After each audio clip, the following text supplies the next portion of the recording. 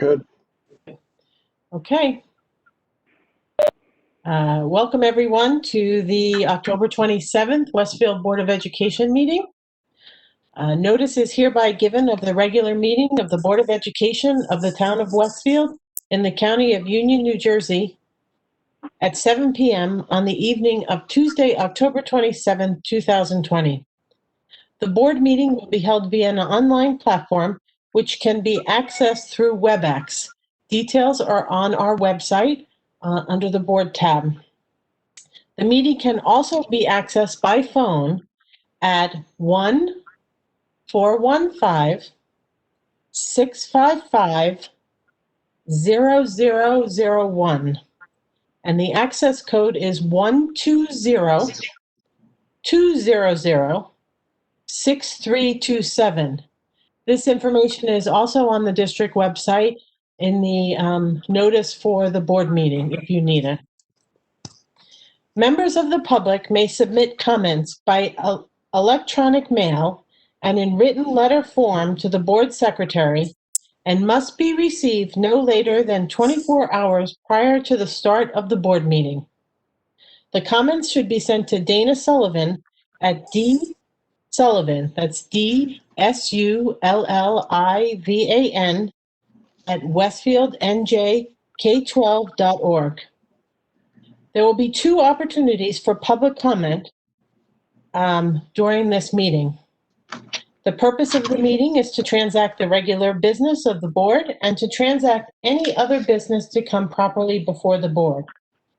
This is to advise the general public and to instruct that it be recorded in the minutes that in compliance with Chapter 231 of the Board Public Laws of 1975, entitled the Open Public Meetings Act, the Westfield School Board on Thursday, October 22nd of 2020, has to be posted at the office of the Board of Education located at 302 Elm Street, Westfield, New Jersey, and delivered to the Westfield Leader, the Star Ledger, the Westfield Library, Town Clerk of Westfield, Tap into Westfield, and Patch.com, a meeting notice setting forth the time, date, and location of this meeting.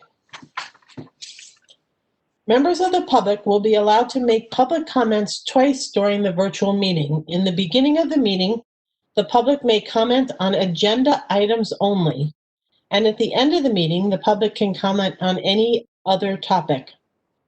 At the appropriate time on the agenda, the Q&A window will be open for public access. If you wish to address the board, please type in your name and address. When your name is called, a staff member will unmute your microphone. Each speaker is limited to 3 minutes. Please note that if any member of the public becomes disruptive during a remote meeting, the board president may mute the speaker's microphone. Continued disruptions can result in removal from the virtual meeting. Dana, may we have a roll call? Michael Beelan. Here. Kent Diamond. Here. Brendan Galligan. Here. Bob Garrison. Ryan Morrissey. Here. Gretchen Oleg. Here. Tara Porto.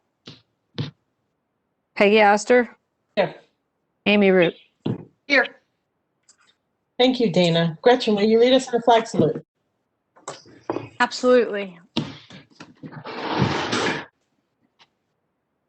I pledge allegiance to the flag of the United States of America and to the republic for which it stands, one nation, under God, indivisible, with liberty and justice for all.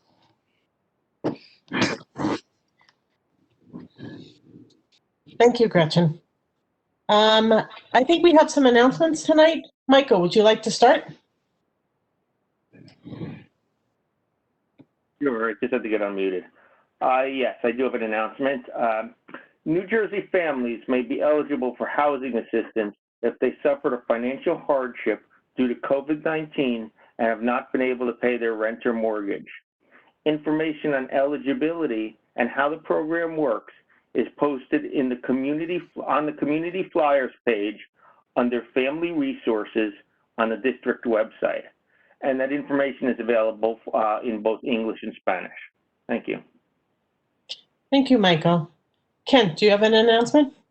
I do. It's some good news. Westfield High School senior Anna Chung has been named a 2020-2021 National African American Scholar, and Westfield High School senior Jordan Ortiz has been named a 2020-2021 National Hispanic Scholar as part of the College Board National Recognition Programs.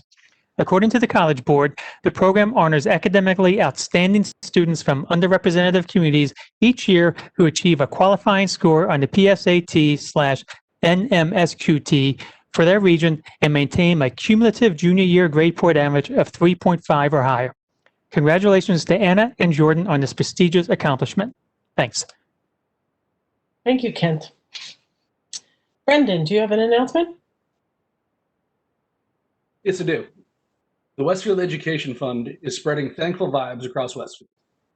With this longtime fundraiser, the WEF is encouraging families to display a public thank you to our teachers and students for being true heroes in this challenging year.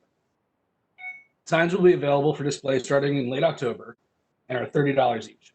All proceeds to fund innovation initiatives for our schools. Purchase your own lawn sign now at www.westfielededfund.org/lawn signs. And Rob isn't here yet, so I'll read his announcement as well.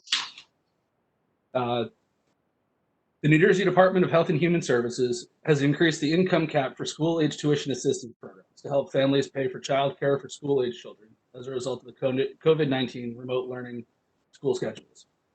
To be eligible, you must be a New Jersey resident, your child must be attending school remotely, either part-time or full-time, and your gross household income must be $150,000 or less.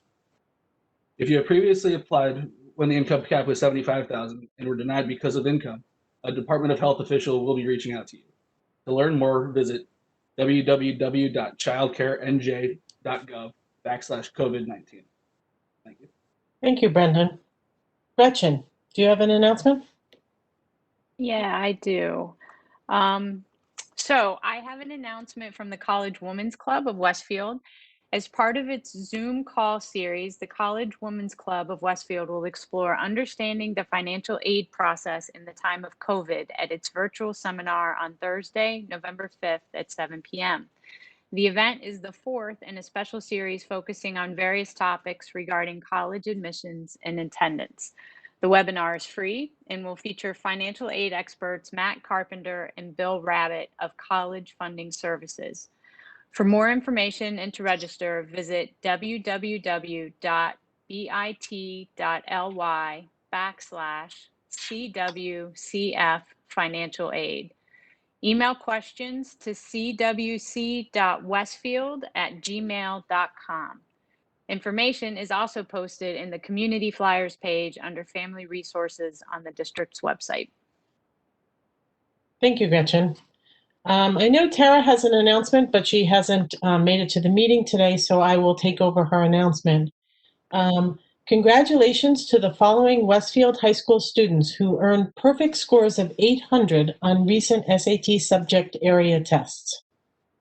The September 26 SAT, 11th grader Ashley Talwall in math, and for the October 3rd SAT, we have 11th grader Zachary Reitman in math, 12th grader Justin Shen in math, 12th grader Kyle Azaretto in Math Level 2, 11th grader Cynthia Lee in Math Level 2, 11th grader Ashley Tawal in Math Level 2 and Physics, 11th grader Amy Zhao in Math Level 2, and 12th grader Maxwell Schiablo in Chemistry. Congratulations to all, and we wish you the best. Amy, I believe you have an announcement. Yes, I actually have two announcements. We extend our thanks to all the candidates who are running for the Westfield Board of Education. Information including candidate profiles and a video recording of the recent PTC-sponsored Candidates Night can be found on the district website at www.westfieldnjk12.org under the board drop-down menu. My note says that the election will be held on Tuesday, November 3rd, but as we know, voting is already underway. So Make sure it's in by the 3rd, please, your vote. And my second announcement is that all Westfield public schools are closed on Tuesday, November 3rd for Election Day, and on Thursday and Friday, November 5th and 6th, for teacher professional days consistent with the NJEA convention, which will be held virtually this year. Additionally, there will be no afternoon instruction for students in kindergarten through grade 5 on Thursday and Friday, November 12th and 13th, to allow for parent-teacher conferences. Thanks, that's it. Thank you, Amy. I'm a little out of line here. Brian, I think you have one more announcement. I do. It's Palooza time. The Westfield Municipal Alliance, along with the Westfield High School Dream Team, the Albert Anthony Cahill Foundation, and the Matthew Thomas Torriello Memorial Fund, is hosting the 8th annual Anti-Drug and Alcohol Palooza with specific contests for elementary, intermediate, and high school students. Students in grades 1 through 5 are invited to create an original poster with the theme Westfield, Live Your Best Life, Healthy Choices, Everyday Choices, while students in grades 6 through 8 will create an original poem, and students in grades 9 through 12 will create an original public service announcement with the same theme. The deadline to submit is December 2nd, 2020. Entry forms and instructions can be found in the links above and under Health and Welfare on the Community Flyers page on the district website. Contest information also is posted on the Westfield Municipal Alliance website at www.westfieldnj.gov/WMA. Thanks. Thank you, Brian. And my last announcement is the next scheduled meeting for the Board of Education will be held on Tuesday, November 17th.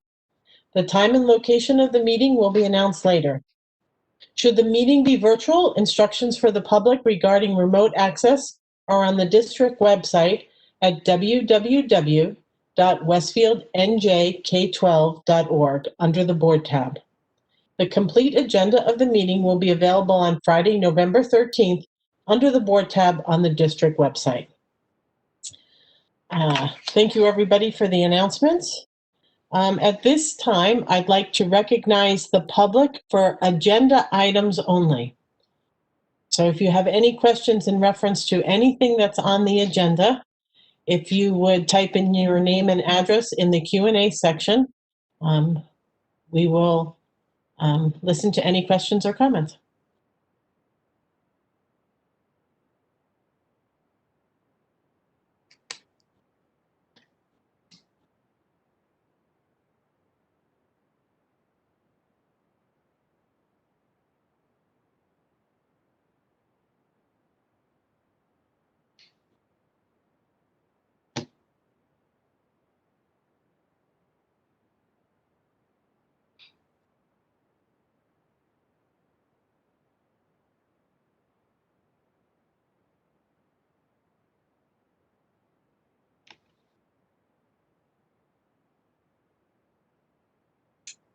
Brian, do you see anybody typing?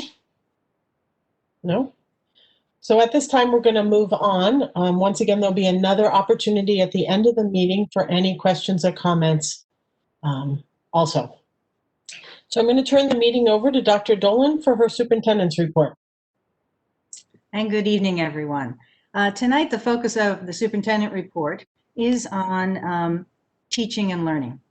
This is certainly a year none of us envisioned, but the fact is that there are a lot of people very focused on making sure we're doing the best we can regarding teaching and learning. To help present this evening, I've asked 5 of our supervisors to be here. So after I do a brief introduction, you're going to hear from Andrea Brennan, who is the supervisor of social studies, Liz D'Alessandro, the supervisor of mathematics, Tom Patterson, supervisor of science, Warren Hines, supervisor of English language arts for grades 6 through 12, and Liz Riley, who's a supervisor of English language arts for K to 5. So first, just a few words and reminders. So this year, and I believe, Brian, there are a few slides, if I'm not mistaken. If not, I will, there we are. This year, we are focused on hybrid learning. The hybrid learning is nothing that was our first choice, but it's what we can do considering all of the requirements for health and safety, which are our first and foremost areas of focus. So there is no doubt that our students, our teachers, our administrators, our staff, and our families are working very hard on this. It is a challenging and unfamiliar model of instruction. There is no doubt. It does, however, provide some personal contact. Everyone is not remote. Students are coming in, and there is personal contact, and we believe that's important to work to provide. On the next slide, one of our areas of focus since the very beginning was to see how many students we can bring back. So looking at those students who are most in need. So early on, our self-contained special education classes, we are bringing them back either 4 or 5 days a week, the students who are in those classes. Some of our students who are English language learners, and they really are at the very beginning of that process, we've worked to bring them back. We are now in the process of working to bring back some of our other special education students who are having difficulties right now, and seeing if we can bring them back 4 or 5 days a week also. We wish we could bring everyone back, right? That's what everyone wishes, the parents, the teachers, and the administrators. That's what we'd like. But we certainly can't bring everyone back under the current guidelines and being able to focus on health and safety. We do also have a bit of ventilation update. One part of it is bipolar ionization filtration. So that's being installed in all the unit ventilators in classrooms throughout the district to improve air quality and deactivate viruses, bacteria, and other harmful substances. That's already completed in the secondary schools and underway in all the elementary schools. So it will be in shape before we have the unit vents and the heat being provided for the colder months. The unit ventilators are there to make sure that we are recycling fresh air throughout. Because we have the unit ventilators throughout the district, we were not going to have to open windows or use fans in the winter. I know there was some concern about that. It's possible to do so if it makes sense on a given day or in a given classroom, but there's no requirement to do that because the univents provide the exchange of air that's required. We do have some areas of the district that have rooftop air handling units, right? So for those, we have installed ultraviolet light filters. They were purchased in the spring and they've already been installed, and they also sanitize the air. So whatever the system is that's in place in any given school or any given classroom, we have installed items to make sure that the air is being sanitized. You know, we really do realize that the extracurricular programs we offer are an important part of education. So as is possible, we have been trying to continue to provide those. Not all of them are possible, but as is possible, we're trying to, and we are really very focused on making sure we're following all the safety and health guidelines to make sure that everyone is safe for that. As a matter of fact, under the personnel section, we have an agenda item to appoint directors of fall dramas in our secondary schools. And when we get to that section, I'll explain just a little bit what we're doing to make sure that that's done in a safe manner right now. And health and safety is governing all the work we do. And we are in constant contact with the Westfield Regional Health Department to monitor COVID cases and to ensure that all possible measures are taken to ensure the safety of the school community. We count very much on their expertise. We've certainly learned a lot from them, but we realize that they are the ones who are experts. And additionally, so the district administrators and supervisors continue to listen to feedback from students and from parents and from teachers. And we have been making changes to our hybrid model of instruction. One of the items I want to just mention, there's been some feedback regarding the schedule for the middle schools, and the administrators and the teachers have been hard at work at that, and we believe we have a draft of a change that will make things better for our students in the middle school, and parents should be paying attention because you'll be hopefully hearing about that soon. We're working to finalize that. So we continue to listen, and we continue to try to make things better and better for our students, certainly, and also for our teachers, and in a certain way for our parents as well. And to explain that just a little bit more, I'm going to turn this over to our supervisors. And I believe that the first person speaking tonight is Liz Riley, our K-5 Supervisor of English Language Arts. Liz? Thank you, everybody, very, very much. I am really honored and pleased to be able to talk about all of the wonderful things that have been happening in Westfield with our teachers and our students. Across the district, teachers have worked tirelessly to adapt their teaching to this hybrid model. The number of hours that have gone into planning and preparation, I don't know if any of us can really truly understand how hard they are working at this point in time. And it included a district-wide push to make Google Classroom that hub to organize information, materials, not only for students, but for parents as well, so that everyone could have access to all of the information that they need in one place, no matter which grade level your student was at. So at the elementary level, when it comes to language arts, we had to make strategic instructional choices about which content to prioritize. So teaching and learning is happening, but what we've done is we've really looked at the standards that represent the majority of the work that is done in the literacy instruction, and we've focused on that. So things that are happening in the classroom include morning meetings where virtual students are presented on the board and in-person students can see them. So that classroom connection is being made across the board. So when you have students that are remote, they feel as though they are part of that classroom. And that's where a lot of teachers are doing some really wonderful work with social emotional growth and making sure that they have students that are ready to learn and that they are there and feel a part of something. Lessons that are planned so that remote learners and in-person learners can be successful. Things that we see are putting read alouds into the lesson so that if there is a technology glitch, students who are at home have access to the books that the teachers are reading in the classroom. There was a huge routines and expectations emphasis in the beginning months, making sure that students knew what was expected of them, both from a remote perspective as well as an in-person perspective.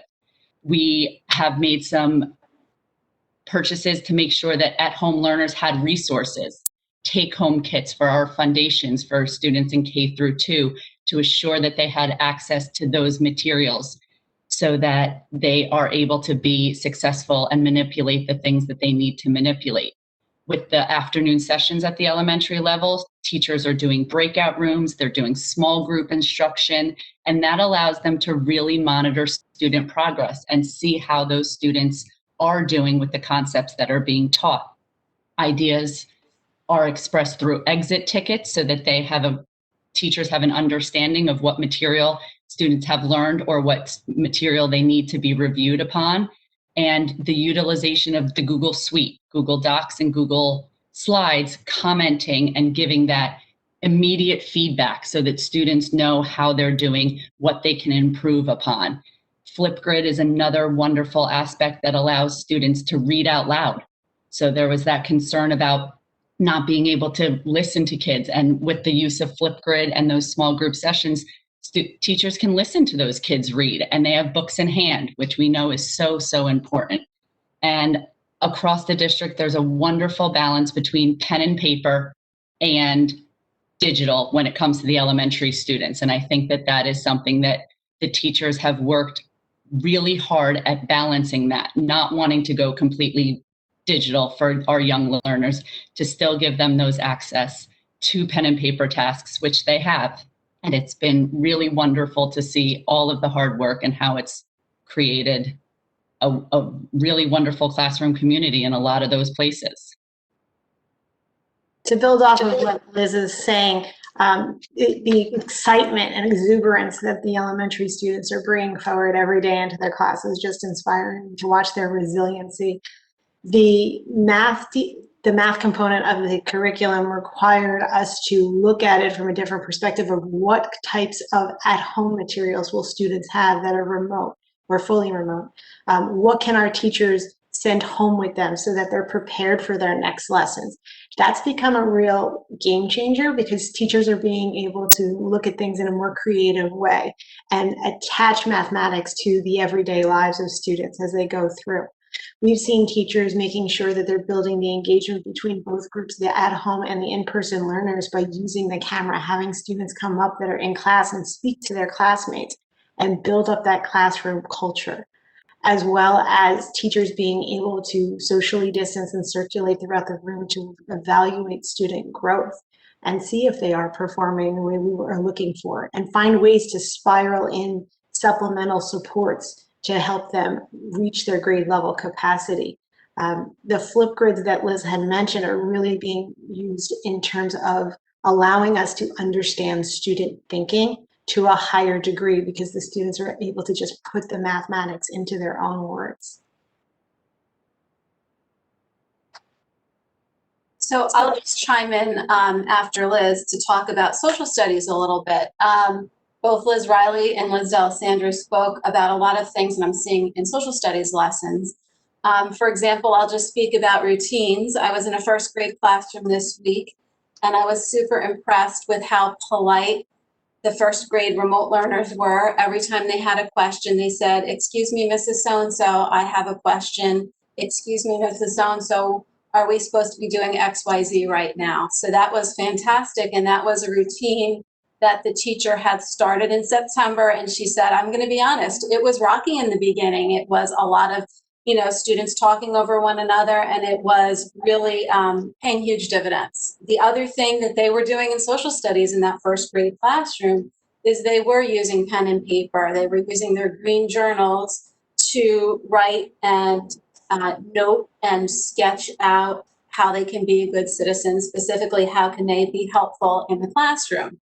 And the teacher did a really nice job of bridging the remote learners and the in-class learners, and kind of giving students a particular chunk of time to work on that task, and then telling her remote friends, I'm going to step away and check in on friends that are in class to make sure that students were focused on what the assignment was and on the right track. And they were also doing read alouds in social studies as well, sharing the tab with students at home and in the class on the big screen to do a read aloud on how I can be, how I can help out in the classroom. So that is definitely things that are being noticed and observed in elementary rooms. And I'll add in a little bit about what's happening in elementary science. As you might be aware, one of the major components of our science program and curriculum across K-12 is a lot of hands-on activities and experiments that the children engage in. And because of the current health and safety guidelines, our ability to do that effectively has been changed significantly. And keeping in mind that we are not looking to make alterations to the curriculum or changes to the curriculum at all. Instead, what we're doing is we are pivoting and making changes to the resources that we use to implement the curriculum so that they best fit this different learning environment. If you're familiar with our elementary science curriculum, we've been using this program called FOSS that our teachers gave them a very good and thorough scaffold for their science teaching all year, but it was heavily hands-on.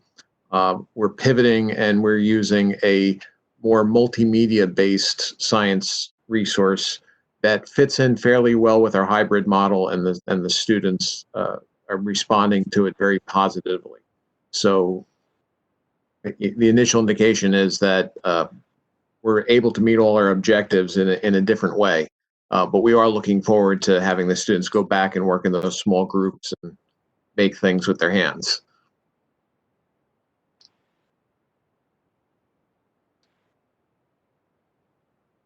I agree, Tom. I was talking with an elementary school teacher today, and that's exactly what she said. They're looking forward to getting back to the hands-on learning. So what I'll do now is I'm going to speak a little bit about our intermediate schools and what the classrooms look like at both of our intermediate schools in this hybrid model. So typically, across the board, no matter what subject area, the instruction that's taking place is synchronous, meaning that teachers are simultaneously teaching a lesson to remote learners and in-person learners. During any given instructional block of time across both schools, what you would see in the classroom is a teacher using multiple monitors, at least 2 monitors, sometimes 3, to check in with remote students, to remind some of the remote students on occasions to turn their cameras on. And then perhaps helping an occasional student troubleshoot the technology glitch, whether it's a glitch with the Chromebook in class or something that's happening at home. And then the other thing that you would see across the board would be that the teachers are sharing information about lesson objectives for the day through a large presentation screen in class and sharing their tab with students at home, either through Google Meet or WebEx. Those are the two platforms that the intermediate schools are really leveraging for instruction. And in this case, for my example, I'll use a 6th grade social studies lesson. So it normally begins with reminders of upcoming deadlines that are posted and presented in class. The teacher normally walks through the learning objectives for the day by projecting those items on the screen and sharing the tab at home with the remote students. The class then typically transitions into a do now activity, which teachers normally post through a Google slide, and it could be a question like, how do we learn about history without written accounts, particularly in the Neolithic time period, which was prehistoric. And students at home and in class are given about 5 to 7 minutes to respond right on that Google slide, accessed through Google Classroom. As this is happening, the teacher is taking attendance. She is checking in with the students remotely and in class, making sure the Chromebooks are turned on and people have their earbuds if they need them. After about 5 to 7 minutes, the teacher then facilitates a large group discussion, typically alternating between calling on remote students and students that are in the classroom. And in classes where we have the classroom speakers, this is really a nice simulation of a normal classroom exchange where when the speakers are there, remote students can hear responses from their classmates that are sitting in class, and kids that are sitting in class can hear responses from the remote students. So that's really a nice feature for our teachers to be leveraging. Then once they kind of do a debrief of the do now, the main part of the lesson happens. And at this point in the lesson, teachers normally ask at-home students and in-class students to access learning materials through Google Classroom. And it's normally through that classwork tab in Google Classroom for that particular subject. And this chunk of the lesson can take anywhere from 25 to 35 minutes. In our social studies example, students are asked to analyze multiple artifacts and answer some guiding questions that help them work on their historical thinking. So sourcing questions like, who created this artifact and why? Contextualization questions like, what was different during the time period this artifact was created? What was the same? Close reading or close examination questions like, what evidence does this object provide about the people that created it, or what life was like during that time period? Inferencing questions like, what claims about this time period can be made, and what else or what other objects should be considered? And student responses are typically collected through a Google Suite format, such as a Google document. And during that 20 to 35 minute time period where students are responding to some of those guiding questions through the Google Doc, the classroom teacher is monitoring student progress in real time and providing feedback to students. So if they're doing it digitally, they're kind of logging into that Google document and providing questions, support, and encouragement to students. What's happening in class is when space and safety permits, the teacher is standing at different points in the classroom to check in on the students and answer any questions that they have. And also during this 20 to 35 minute time period, it's a great opportunity for students to ask questions and check in with their teacher using the chat feature, either in WebEx or in Google Meet. So after that kind of work session, before students are sharing their insights as a whole group and connecting their responses to those guiding questions to the lesson objective, teachers have started using breakout rooms, both in WebEx and in Google Meet. And what this looks like is that normally it's a small group of students, like a triad, a group of 3, and they are put into small group meeting sessions where they can kind of turn and talk and check in with each other on a peer-to-peer status. So it's a time in language arts where maybe they're doing some peer editing. And in social studies, it's a time where students sit together and they say, well, what did you see in this artifact? What am I missing? And comparing notes and clarifying their understanding, kind of like confirming their findings. So normally a breakout room lasts about 10 minutes, usually not longer than that, depending on what the task is. And again, teachers can be very strategic about which students they're putting together, and they typically do jump into the different breakout rooms to check in on the students while they're doing that peer sharing. Finally, the class is pulled back together into the general Google Meet or WebEx, and a spokesperson from each breakout room usually reports out their findings. And this is a great opportunity for students to practice their communication skills, to deepen their understanding and clarify what they think about how archaeologists use artifacts to study history. Finally, Liz mentioned about exit tickets at the elementary level. Typically, the closure activity at the intermediate school is a digital exit ticket where students are asked to reply to a specific question that targets the learning objective for the day. So typically, teachers in social studies are using Google Forms or Nearpod. And what happens is this question comes up on the screen, either in class or at home by sharing a tab. And it could be something like, how do we learn about history without written accounts of what actually happened? And then students respond individually to that question. After the class ends, then the teacher can actually go back into their Nearpod account or into Google Forms and closely take a look at those individual student responses to decide what needs to be retaught the next day, to check in on who replied or who didn't. They can also see charts and graphs of whole class responses, so they can kind of compare, are the students in the morning really getting this concept versus other groups of students. So it's a really, those two platforms, Google Forms and Nearpod are great at engaging individual students, but also providing a lot of data for teachers to make informed instructional choices. Finally, a homework assignment that would follow a lesson like this would be an active reading assignment using a tool like Kami.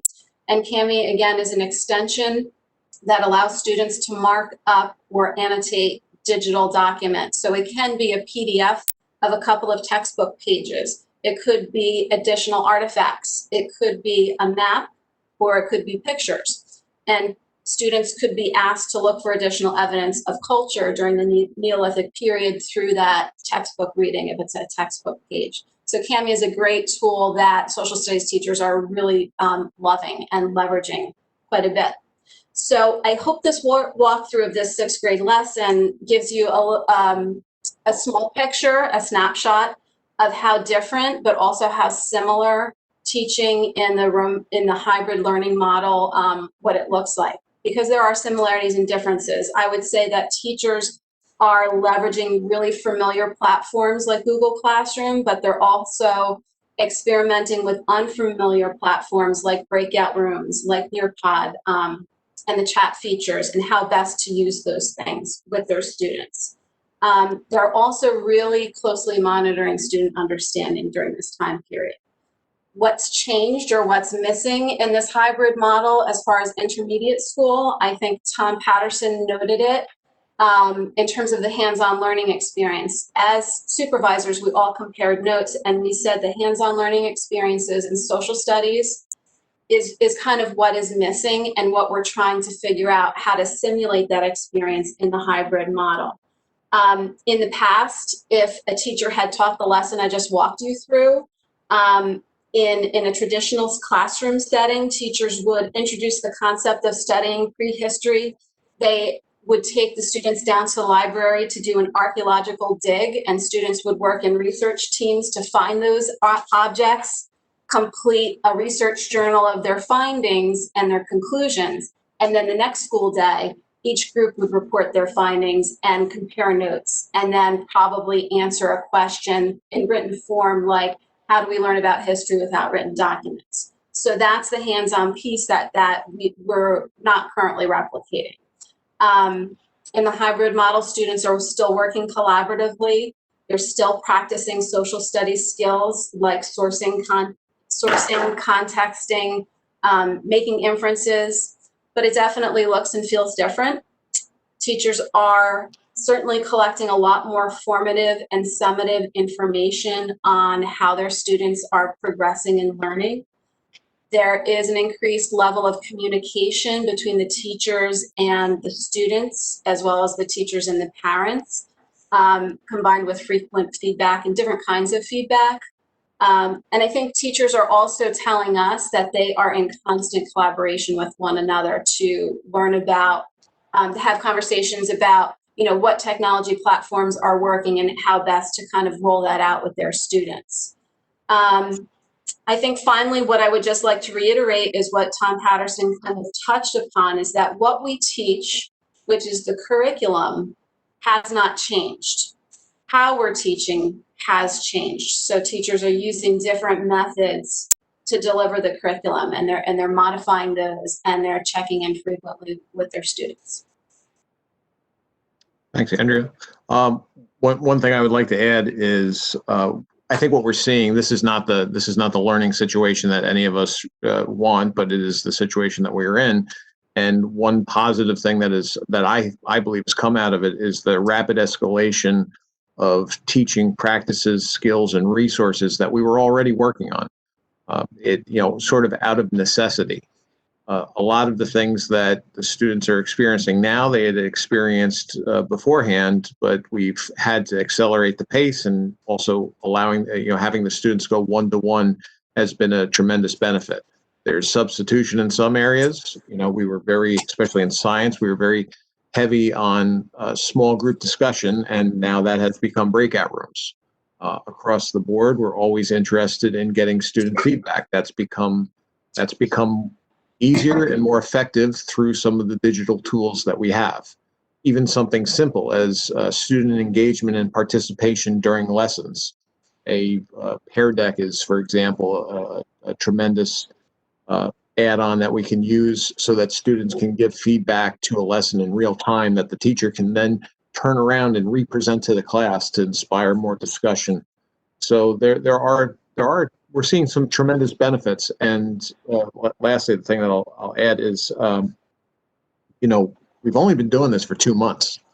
And the thing that is really striking to me is, as we were planning over the summer and trying to figure out what this looks like, because at least I had no idea, honestly, what a hybrid learning environment, bringing half the class in and having half the class at home, and having a teacher try to manage both at the same time. I had no idea what that was going to look like. And I don't know if anyone is aware, but we ran several test classes over the summer in an effort to try and understand this. At least my understanding of what it was going to look like, and then through our tests, has changed dramatically in the past 2 months, to where teachers are really doing amazing things and bringing the entire class together. You got to realize we were in a place in the summertime where we were not confident that we were going to be able to engage the at-home learners and balance the in-class learners. And that was a reason for some scheduling, and like which kids come to sessions in the afternoon and that kind of thing. But it's really gone much better than we anticipated. It's not perfect, but it's very good. So our teachers are doing a wonderful job. As Andrea and Tom have kind of pointed out in their conversations, the teachers are working collaboratively at all times throughout the weeks that they are working. The discovery of what some of these electronic platforms are capable of doing and how the tech companies are stepping up to the plate to meet our needs, the teachers are responding in such positive ways to execute and really bring in new ways for our students to be learning at every moment. For middle school language arts, in recent years, one of the great developments that our curriculum has under the leadership of Tiffany Jacobson and Paul Panero was that we have common units for our English courses in 6th, 7th, and 8th grades. So what that allows us to be able to do at this time is to know that our anchor texts are there. Our essential questions and overall objectives are there. And so it ensures our English teachers are able to just know exactly, okay, on 6th grade, it's the first unit. Everything's going to focus on identity with an anchor text of wonder. And if there's anything that we're unable to get to, it will be some of the supplementary texts. But we are there with our essential question, our anchor text, and in really great shape. So we were positioned so well by the curriculum work that's been done in language arts in recent years. So I'm going to kind of switch us now over into high school mode and kind of give an overview, a little bit of our situation there, and then move into English, and then we'll have some of the supervisors follow there. And so one of the things that's different in the high school is that we are adjusting in two ways, both to hybrid learning, but then also to block scheduling. And so our teachers have, I think the work that we're seeing on all three levels, I don't think that the word heroic is an inappropriate word to use to describe what we're seeing from our teachers as they handle this incredible moment, the most difficult moment in their work lives, I'm sure, and in their personal lives in many cases. And they are making it happen with extraordinary hours put in and an incredible grit and resilience. What we're seeing is that they are making these block schedules work through chunked activities, which is what you would ask any teacher to do in block scheduling. So full group discussions, breakout groups, independent work, feedback, exit tickets, do nows, journal writing, all kinds of activities that allow teachers to connect with students and engage them in the curriculum in multiple ways. Plus, they also are continuing to bring social and emotional learning into their lessons as well. So there is all kinds of important work that's happening, and these are not 70-minute classes where one activity is happening all along. They're broken up into multiple different steps, which is what we have asked from the beginning, and they have been doing from the beginning. The hybrid gets easier and easier with each week as our teachers continue to work on it. And some of the technology that has been brought, such as a second monitor to connect to the laptop, was a huge help. So teachers can both see their class in the video chat and see their content that they're presenting at the same time. That's been really important. You also should know that the breakout rooms that we're speaking of, the WebEx and Google Meet rollouts of push-out breakout rooms where you can just create them on the spot on the video chat. That didn't come out until really about 2 weeks ago with upgrades. So our teachers were kind of working to create breakout rooms sort of from scratch through Google Meet by creating multiple Google Meets that they would place on a dock. It was a lot of hard work, and they were doing that to make it work. Now we have an easier way to just set kids into multiple small groups, even though some are home and some are in the school. So that's been a huge help to our teachers, and they've adjusted to that quickly. Another thing that we're finding is that there in the high school, as far as most of our classes, there are a few ways in which we are growing at this time that we might not have expected otherwise. One that's been addressed a couple times before is through digital active reading of digital texts. So these programs like Kami that you're hearing, so it's basically you've got the digital text, and then you have a program that you're able to kind of add to it that offers you opportunities to annotate on the digital text as you read. That's something that we have been really good at with hard copy text, like Post-it notes and marking up what you're reading. But now there are programs that are helping us to do that while you read digital content. That's something, and some of our other teachers are coming up with other ways through Google Docs to do that.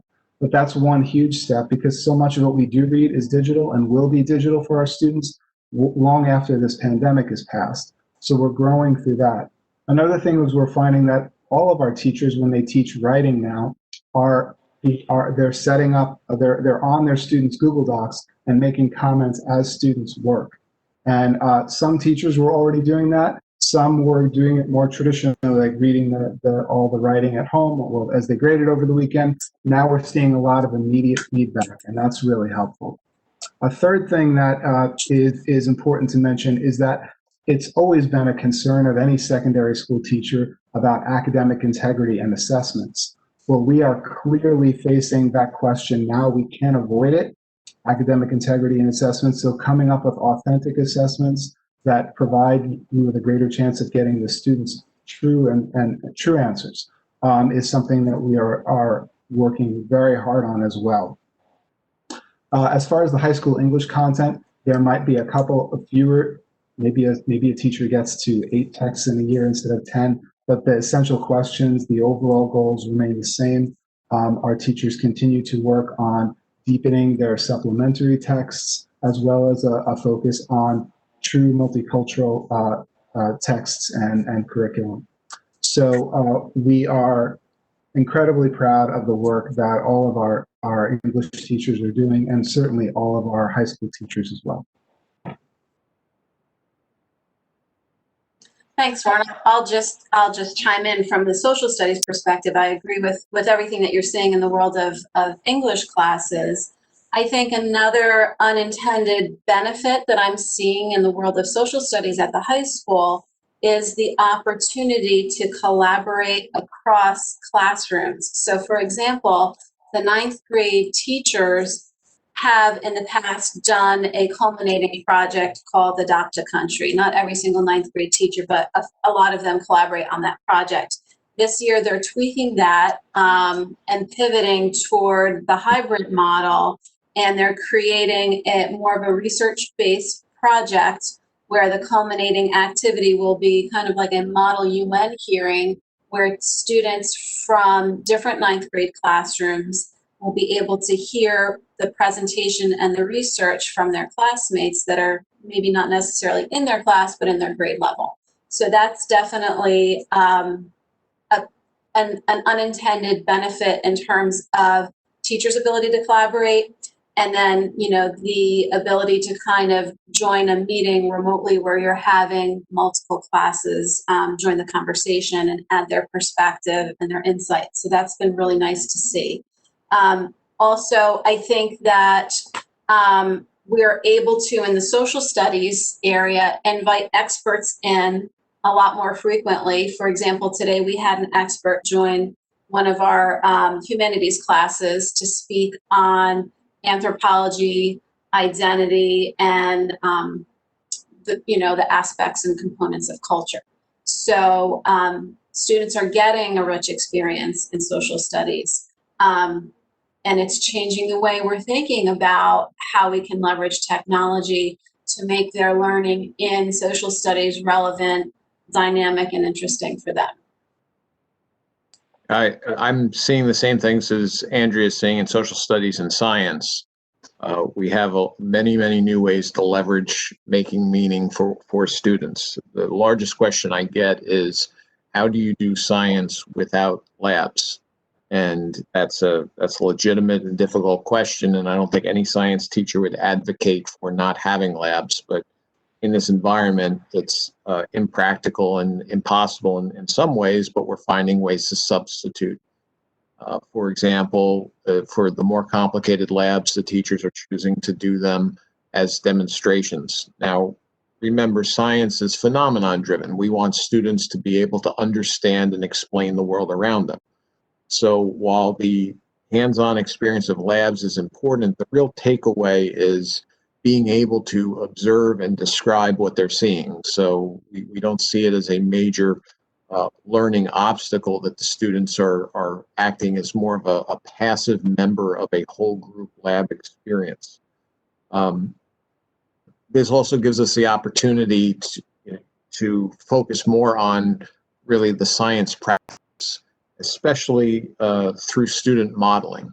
If you're familiar with students creating scientific models, it's key to the understanding of the underlying content. And this year, sort of throwing everything up, it's given us, we were already working on it, as I said before, about many other things, but this has given us an emphasis on doing that with our students.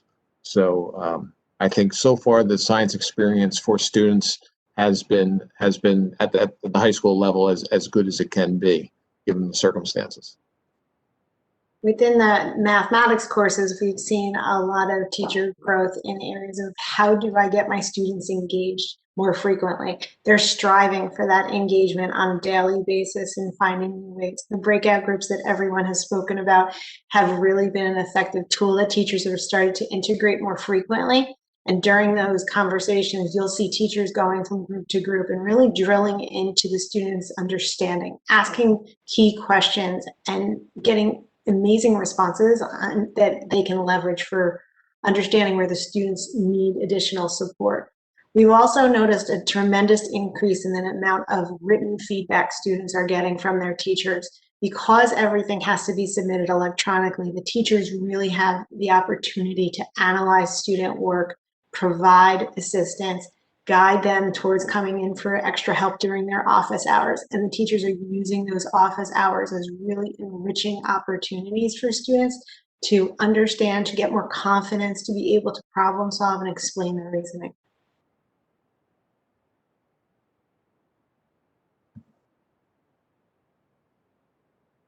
I'm thinking that the supervisors, they've taken us through elementary school, middle school, and high school. I want to thank them for sharing all their observations about the different levels and the different subject areas, and both the challenges and opportunities that this hybrid learning is providing. So I wonder if any board members have either any questions or comments? I actually have a question. I really do appreciate all the work that all of the teachers across the district are doing to adapt their teaching skills to this new hybrid, remote, whatever we want to call it, method that we're in right now. But I was going to ask, from the student perspective, are we seeing different challenges with students than we would normally see? I know that, when I talk to some parents, some kids are doing fantastically and other kids are struggling. And it's not always the kids that used to do fantastically are still doing fantastically. Some of those kids who found school so easy are struggling through remote, and vice versa. So what are some of the challenges that the teachers are seeing from the students' perspective as to them maybe not understanding or not participating or anything like that? I can share feedback I got from a teacher, because I think you're exactly, you hit it on the head, that the challenges that the students having are sort of flipping. In school, there will always be a group of students that have challenges. Some succeed in one model, some are challenged in another model, and this causes the flip. And speaking with the teachers are very keenly aware of trying to identify students that are having problems.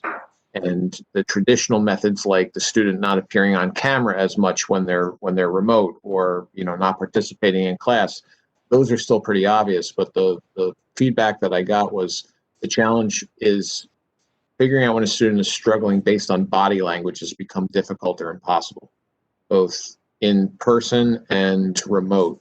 In person, because the students are wearing the masks, so it really was amazing to me when everybody started wearing masks how much information is lost when you can't see basic facial features. And then also the larger body language component when students are at home, and when you're, like we are all seeing each other now, just this part, because the teachers were really gleaning a lot of information from student body language.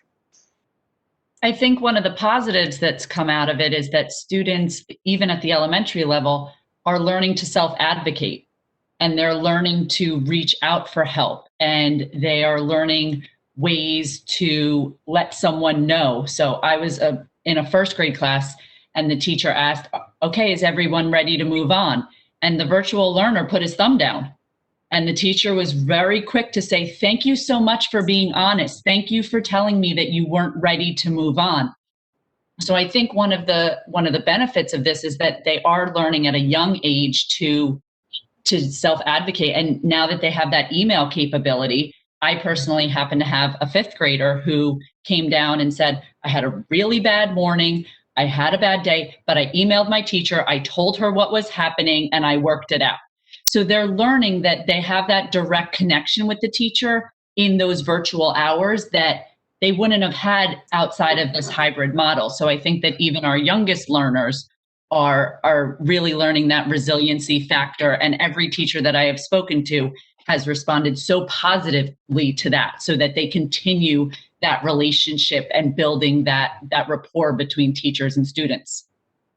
So I'll chime in and build off of the student email piece, because I did hear feedback from teachers at the middle school level or the intermediate level that said to me, Andrea, when you join the board meeting, please ask parents to remind their children to check their school email.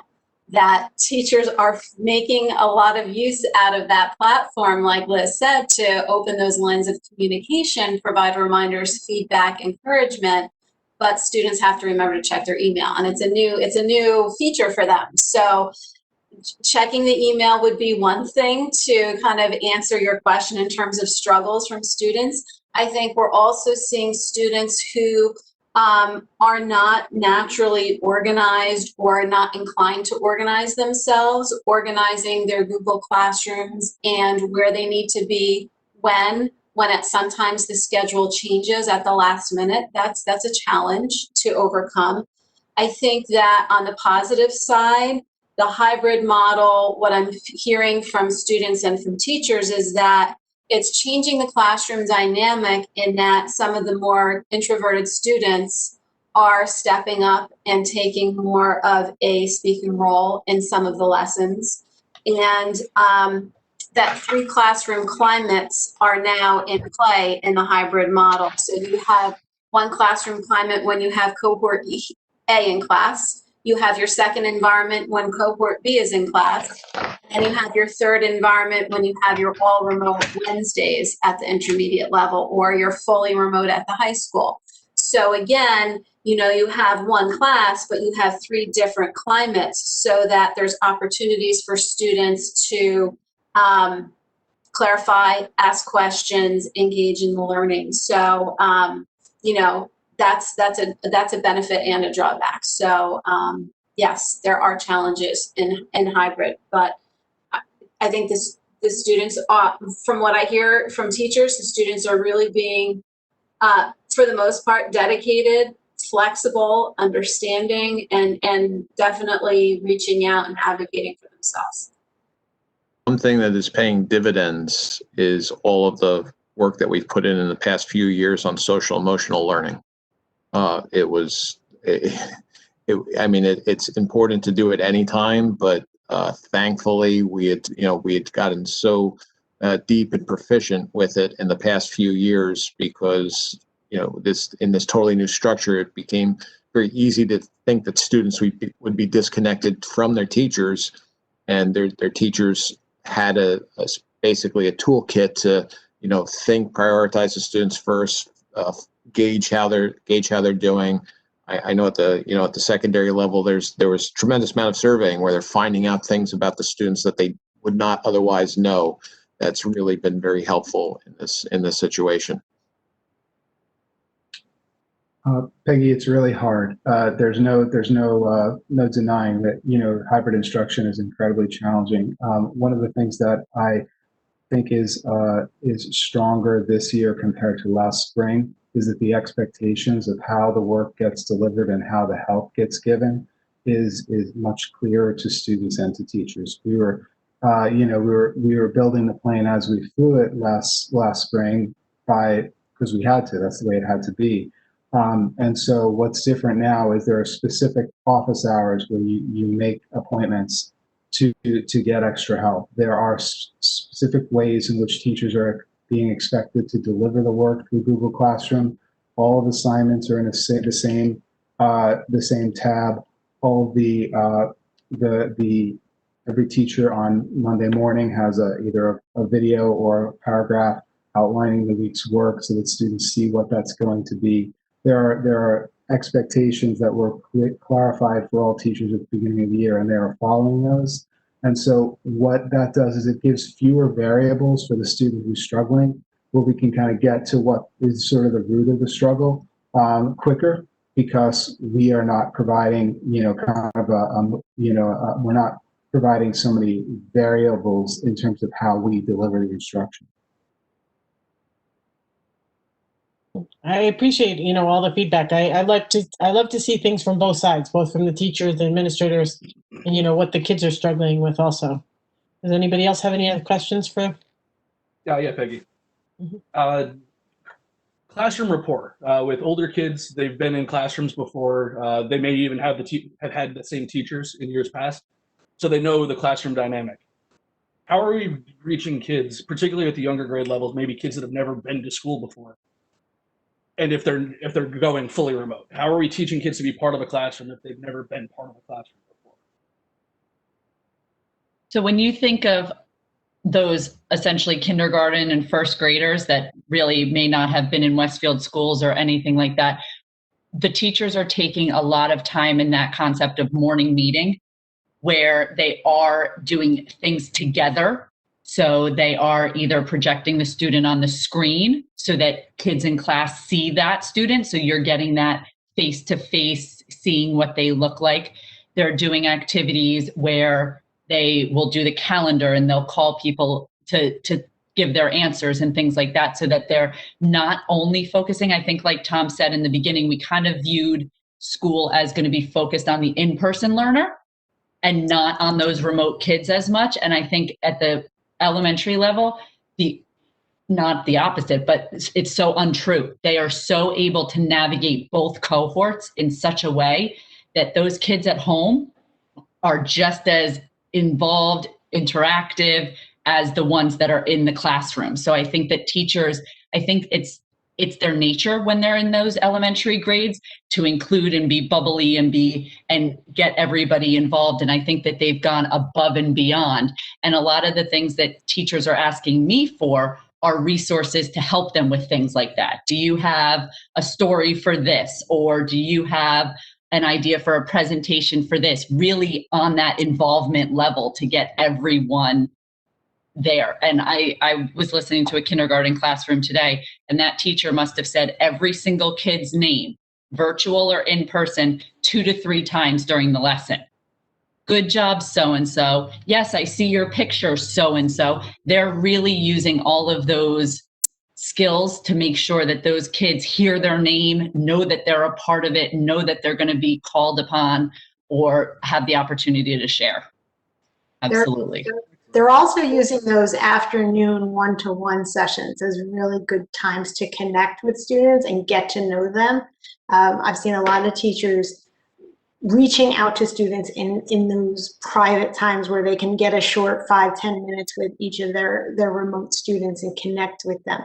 They're also, with the routines that Liz and I were talking about earlier, those routines are the same routines that they're going to have consistently throughout school.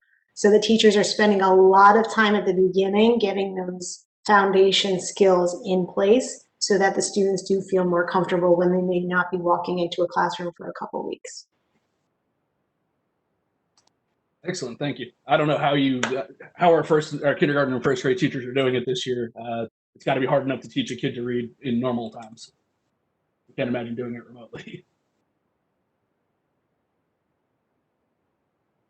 If I could just add something real quick. I'm very thankful for all the work you guys have done to walk us through the different areas at the different levels. And it certainly sounds like so much thought and effort and energy has gone into this. If we know of people, or if there are parents listening into this meeting who maybe aren't seeing things the way you're laying them out, or maybe aren't quite appreciating some of the details that you're talking about for the certain subject areas for their particular kids, we would encourage them to reach out to their teachers to clarify and ask questions, correct?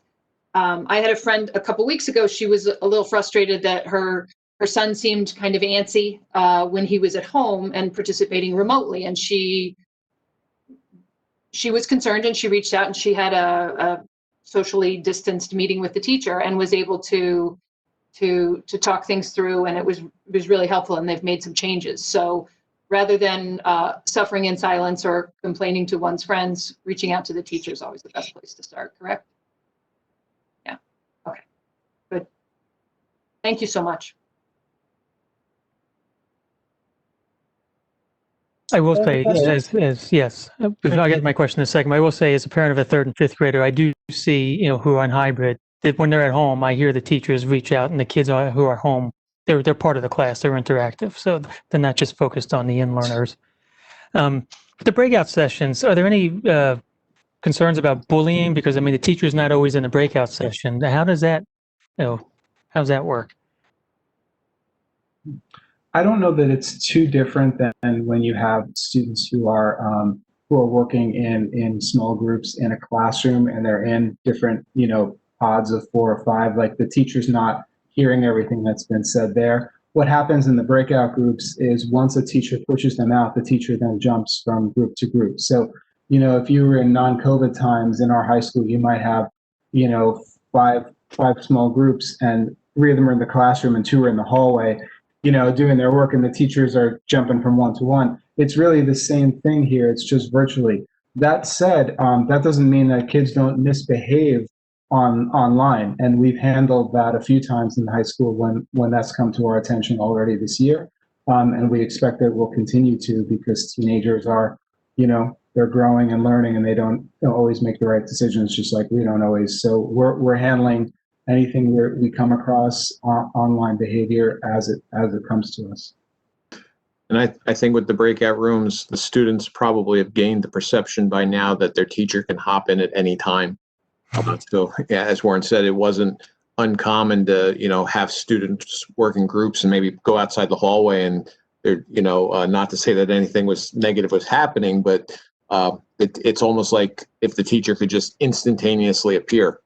And I've gone into classrooms remotely to just check in and see what's going on, and I'll go in, and they will be in a breakout session, and I automatically get assigned to a breakout session. All of a sudden the kids are like, "Hey, Mr. Patterson," and so and it continues as normal. So I think that it's like everything else. The students are learning very quickly how to handle this and still be effective. It's also starting at the younger grades too. So elementary is starting to use breakout rooms, and they learn, going back to routines. Somebody's the moderator, somebody has this job. So teachers are doing it that way. And one way at the elementary level that they're doing it is they're pairing a virtual student with an in-person student, so that the teacher can oversee all groups from those in-person monitors, so that it's one way to sort of move them towards those breakout rooms independently, but with some support, and with that teacher still being able to see everything as best as they can. It's also important that some small groups actually be not in this breakout method that we're talking about, but have the kids at home speak a little bit together while the kids in the classroom talk a little bit together. That's important to do sometimes, just because the kids in the school, it's really important for them to have some of that social connection with people who are in the same room as you. And so that's another way that teachers are doing the small group work. Okay, thank you. I have another question, and I asked this at a recent curriculum meeting, but I'll ask it to the larger group. With the teachers doing Herculean efforts and putting all kinds of hours in, how do you manage against teacher burnout? I mean, they've been working all summer, and now we're 2 months into the school year. They really haven't had much of a break. So how do you manage that? Yeah, so I just try to support them as best I can. It's I think that each one of us, we work pretty hard to understand our teaching staff, so that they understand what they need, and try to sort of proactively get in front of some things for them. Take as much off of their plate as possible, and just have them understand that we want them to focus on what's most important, and that's working with the students. And helping them to establish reasonable expectations for themselves, and recognize that there are times where they have to put up a firm wall and say, I need to take some time for myself, rather than devote myself to more additional planning. Yeah, I'll just concur with Tom and with Liz. About 2 years ago, when we started focusing on social emotional learning in the social studies department, grades 6 through 12 at one of our district in-services, we had a breakout group that focused on teacher self-care. And we took a look at a few articles, and teachers' natural inclination is to put themselves last.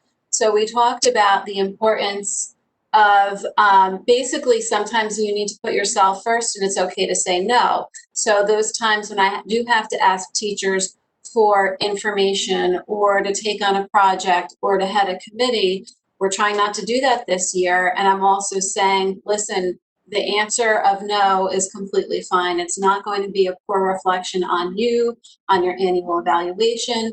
So, you know, it is the process of knowing your teachers, building that trusting relationship so they can be transparent with you, and where they feel comfortable, as much as they feel comfortable, sharing their struggles with you, so you kind of have empathy and understand where they're coming from. And not everybody's comfortable doing that, but I think sharing some tools and putting it out there to say we're all struggling through this together. We are all feeling frustrated, and we're definitely approaching, you know, some people are you know, kind of, I think, sort of towing the line of burnout. So to just basically say to the teachers, I understand what you're experiencing, and you need to, you know, take some time for yourself, take a walk. You need to kind of remove yourself from the screen as well. So there's no one silver bullet approach to that, but I think having that communication and that conversation with teachers, they appreciate it. It's the first step. I think also a compliment goes a really long way. And I think some of them really need to hear that they're doing okay and that they are doing good things. And in the end of a lesson, a kindergartner wrote a story and put a letter P next to the word or picture of a pizza, and you accomplished your goal. And I think that the teachers that I've spoken to, some of them have said, I really needed to hear that today. So I think that that level of, yes, we're here for you, and yes, we're supporting you, but yes, you're doing good work. And our students are all the more better for it. So I think that a compliment honestly goes a long way to beat that burnout, to let them know that people know that they're working hard, and they're going to continue to work hard when they know that they're valued. The school year is always a marathon, right? But it's a marathon where you can kind of see the signposts. You're like, okay, here comes that November break, here comes that winter break, and you kind of, you know, you have the rhythms of the year, and you get it. This year is kind of like running a marathon in a maze. You know, like you literally can't really tell what's coming next, and that's really hard if you're a teacher whose career hinges on routines and knowing what comes next. So I would just say that the overall number one most important thing administrators can do is take things off their plate as much as we can. And so whatever those things are that we can find, like for instance, in my situation, one of the things that I'm doing is every time a teacher needs, has a class set that's done with books, for instance, and, you know, books need to be quarantined for a few days, I just take care of that. They just tell me where the books are, and I get them, and they're out of their way. You know, it's just a very small thing. And you know, Andrea and Tom and Liz could name a million others. It's just those little steps can mean a great deal if we continue to do that and don't leave them to have to figure too many things out on their own more than what they're already doing. Thank you. Any other questions? I mean, before I turn it back over to Dr. Dolan for a close, I really want to thank all of you for joining this evening. It really gives us a great insight into the day, you know, in elementary school and middle school, at the high school and so forth, and all of what everybody is doing. And I do really appreciate the information that you provided, and I think it's great for our community if they want to sign on. If they're not at tonight's meeting, this information will be there for them. And the other thing is, and I talk to a lot of my neighbors and so forth, and talk about how you are all continuing to learn. This isn't something that was put into place on day one, and we just accepted that plan on day one. We're growing with it. We're changing. You know, we're doing what's best for our students, for our staff, and the administrators. And I think it's, you know, it's moving along, and we're doing a great job, and we're getting better every day. And I do appreciate all of what you guys do. So, Dr. Dolan? Yes, I'm just going to agree with you, I think, Peggy. I want to thank the supervisors for joining us tonight, but also for their work throughout the past several months, right? First, when we were thrown into remote, then throughout the summer, it wasn't a summer, it was a planning time for the school year to start. And then the importance of being there for the teachers who really, this is impossible what we're asking them to do, and they're working on it, and you're supporting them, and you're coming up with new ideas. And we know we're not done. We continue to work, but boy, have we learned a lot in these last several months. Each one of us has learned a great deal. So thank you very much for all your work over the months and for also doing such a good job explaining tonight.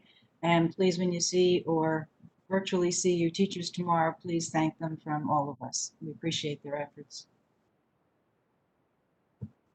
Thank you, everyone. You're welcome to continue to join us for the rest of our meeting. But at this point, we'll move on to our next agenda item. I'd like the board to approve the minutes of the board meeting held on October 6, 2020, and the private meeting minutes of October 6, 2022. I apologize.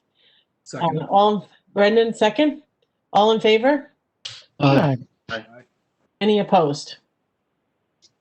Okay. We'll move on to personnel. I'd like the board to consider personnel items 1 through 30. Do I have a second? Second. Kent? Dr. Dolan, I think you have a couple things to speak about, and then if anybody has any questions at that point in time.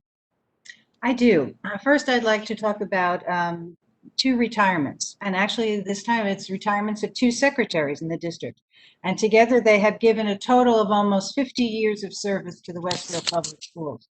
So the first one, Jean Rogers, is someone I know well. She has been a secretary in the superintendent's office for over 14 years. She is pleasant and courteous. She's often the first person reached when calling the superintendent's office. And Jean's adaptability and attention to detail have made her an asset in any circumstance. The second one is Joan Balserski. She's been an integral part of the Roosevelt Library since 1986. Recently, she has split her time between Roosevelt and Edison, serving as a secretary in the library and assisting in the main office. Joan is proud of her contributions to creating a welcoming environment in the library, where she has assisted both students and staff find books and relevant information. So we certainly wish Jean and Joan happy and healthy retirements. I'd like to call out just one other personnel item. Personnel item 25 is the appointment of fall drama directors and set designers at the secondary level. So I just want to explain this.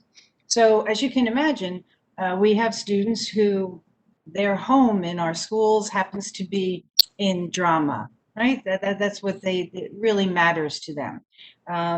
And so over the summer, we heard from some of the students and some of their families about, well, we really need to continue this program even though we are in the midst of this pandemic. So Tom Weber, the supervisor of fine arts, and the teachers who generally do the dramas have really worked hard to be creative to find a way where we can have dramas during this time. They have found ways to have a play that in every step of the process, they're going to be able to do this virtually. So from having the introductory meetings, from having the students submit monologues, that's what their audition is going to be, for choosing plays that can be done virtually, and for also finding copyrighted plays that allow you to stream the play. That was actually some of the hardest work because there are not many of those available. But they have worked on all of that. The high school had its information meeting. I believe students are working on their monologues now to audition. And while we were doing this, we were thinking not only of those performers on the stage, but an integral part of every production has always been our stage crew, right? So stage crew is going to be different because the skills that the students are going to need will involve how to do editing, video editing, right? How to create appropriate graphics or appropriate sound for the plays. So we're working on that as well, and we look forward to the plays being being practiced and being put on and being streamed, and the parents and families and community members will be able to buy tickets to attend these virtual plays at all 3 of our secondary schools. And again, I want to commend everybody who worked on it, because this was certainly rewriting everything that we've ever done before. Thank you, Dr. Dolan. Does anybody have any questions? No? So I just wish the best to both secretaries. I know Jean well. I see her every time I am in the superintendent's office. And yes, her smiling face will be missed. And I look forward to attending whatever the virtual fall drama program is. It'll be definitely exciting. And also, before we vote, I'd like to also do a shout out to Barbara Ball, who is continuing working with our retirements, our changes, and keeping us very well staffed. I appreciate all the signs out for substitute teachers and so forth. So, Barbara, thank you very much, you and your department, for all that you do. Dana, can we have a roll call? Mike Beelan. Kent Diamond. Yes, but I'll abstain from item 8. Brendan Galligan. Yes. Rob Garrison. Yes. Brian Morrissey. Yes. Gretchen Oleg. Is that a yes, Gretchen? Thought I unmuted, yes. Thanks. Tara Porto. Yes. Peggy Oster. Yes. Amy Root. Yes. Thank you. Moving on to facilities. Michael, do you have a report? Yes, I do. So, hold on one second. I had it up here. I do have a report. It's just my screen closed. Hold on. Give me 1 minute and I will get it open again. I accidentally closed it. But we did have a meeting on October 16th where we discussed, I have it up, we discussed, one of the first things we discussed was facilities cleaning. There was concern from some of the parents about we were holding the SAT test and had students coming in from the outside. We had a conversation with Sean, who manages all the maintenance, and what he had said is we do the same kind of cleaning as we do normal day in and day out. Once the students left, we had our full normal cleaning process. All the disinfectants were applied. They used their sprayer to make sure all the surfaces were clean, not only in the classrooms, but in the contact areas, whether it be hallways or bathrooms. So that was done. Just as far as Dr. Dolan really covered the air purification and bipolar ionization systems. So those have been installed, as Dr. Dolan mentioned, in the upper schools, and now they're working on the intermediate schools. So I'm not going to go into a lot of detail in that. But the one thing that Sean did say, that the overall air quality throughout all of the buildings are going to be improved. So we're going to get a benefit from this, regardless of COVID, even going forward. And so it's really just from a teacher perspective. I know some of the kids were talking about the windows and it's cold. We really don't have to do that, but as the weather gets colder, but that's taken care of. The air purification systems really help out.